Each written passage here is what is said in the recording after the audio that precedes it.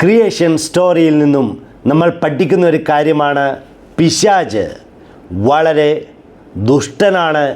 പിശാച് വളരെ തന്ത്രപരമായി കാര്യങ്ങൾ മുന്നോട്ട് നടത്തുന്നു. നമ്മളെല്ലാവരെയും വശീകരിക്കുവാനും വഴിതെറ്റിക്കുവാനും പിശാചിന് കഴിയും. അത് നമ്മൾ വളരെയധികം ശ്രദ്ധിച്ചിരിക്കുക.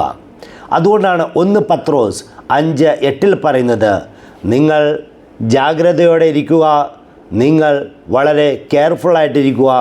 കാരണം നിങ്ങളുടെ ശത്രു പിശാച് ഒരു സിംഹത്തെ പോലെ ഗർജിച്ചുകൊണ്ട് നിങ്ങളെ നശിപ്പിക്കുവാനായിട്ട് നോക്കി ഇരിക്കുകയാണ്.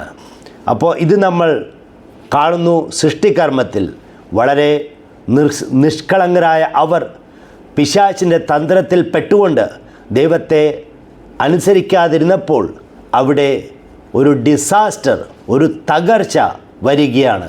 ഇതേപോലൊരു തകർച്ചയാണ് പിശാച് ചെലുത്താൻ നമ്മുടെ ജീവിതത്തിലും ആഗ്രഹിക്കുന്നത്. അതുകൊണ്ട് നമുക്ക് ജാഗ്രതയോടെ പ്രാർത്ഥിച്ചുകൊണ്ട് ജീവിതത്തിൽ മുന്നേറാം. ആമീൻ.